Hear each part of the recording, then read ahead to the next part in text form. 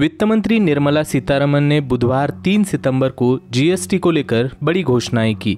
GST परिषद ने बुधवार को 5% और 18% की 2 दरों वाली जीएसटी व्यवस्था को मंजूरी दी, जो आने वाली 22 सितंबर से पूरे देश में लागू होगी। नए जीएसटी दरों को लागू करने का फैसला अमेरिकी राष्ट्रपति डोनाल्ड ट्रंप द्वारा भारतीय वस्तुओं पर 50% टैरिफ लगाए जाने के बाद आया है। लेकिन वित्त मंत्री निर्मला सीतारमण ने कहा है कि इन सुधारों का अमेरिकी टैरिफ से कोई लेना देना नहीं है। From 28 to 18% on small cars and motorcycles which are equal to or below 350 cc. Reduction of GST from 28 to 18 on buses, trucks and ambulances. Uniform rate of 18% on all auto parts. नई GST दरों की घोषणाओं के बाद ये सवाल उठ रहा है कि देश में आम आदमी पर इसका क्या असर होगा।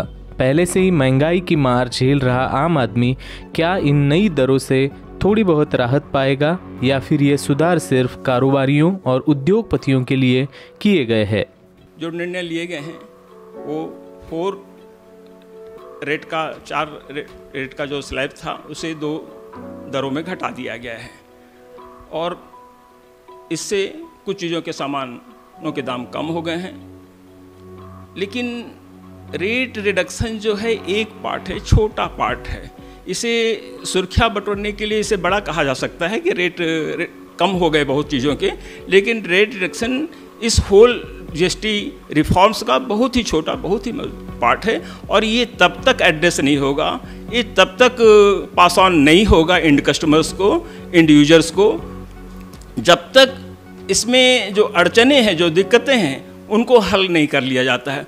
उन हल के बारे में, उन अड़चनों को दूर करने के बारे में कोई स्टेटमेंट किसी स्तर से नहीं आया है। वित्त मंत्री सीतारमण ने कहा है कि 12 और 28% के स्लैब को खत्म कर दिया गया है।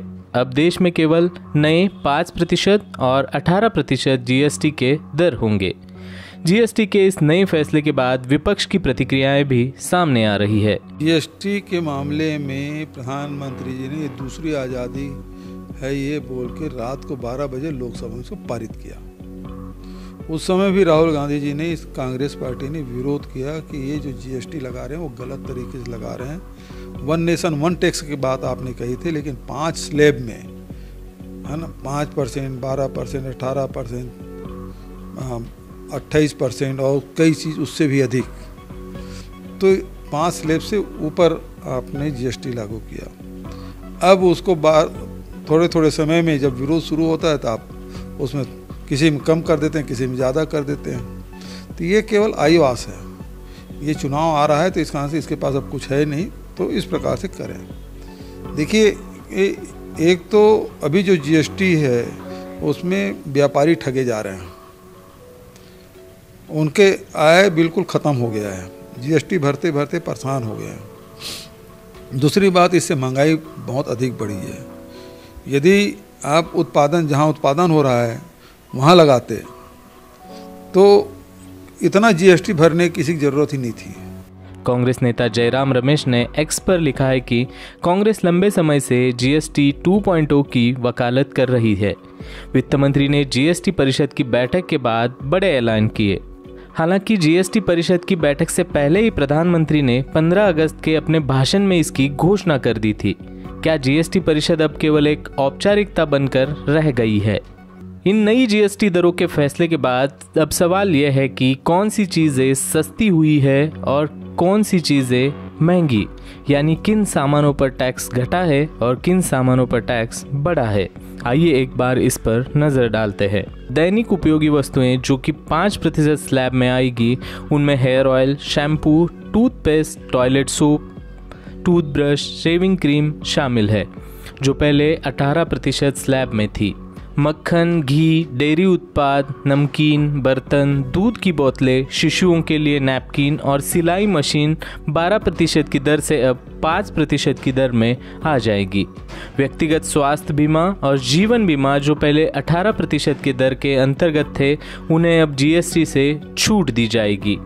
नई जीएसटी की व्यवस्था को लेकर पूर्व वित्त मंत्री पी चिदम्बरम ने जीएसटी काउंसिल की सहमति के बाद केंद्र सरकार पर निशाना साधा है। उन्होंने कहा कि सरकार के जीएसटी की संरचना में बदलाव करने में बहुत देर हुई है। चिदम्बरम ने सोशल मीडिया प्लेटफॉर्म एक्स पर लिखा है कि जीएसटी सुधार और वस्तुओं और सेवाओं की दरों में कटौती स्वागत योग्य है, लेकिन ये 8 साल बाद हुआ है, जो कि बहुत ही लेट है। जीएसटी की मौजूदा संरचना और अब तक लागू दरों को शुरू से ही लागू नहीं किया जाना चाहिए था। हम पिछले 8 साल से जीएसटी की संरचना और दरों के खिलाफ लगातार आवाज़ उठा रहे हैं। द वायर के और वीडियोस देखने के लिए सब्सक्राइब करें और बेल आइकन पर क्लिक करें। स्वतंत्र पत्रकारिता की आर्थिक मदद करने के लिए डिस्क्रिप्शन में दिए गए लिंक पर जाएं और अपनी राशि चुनें।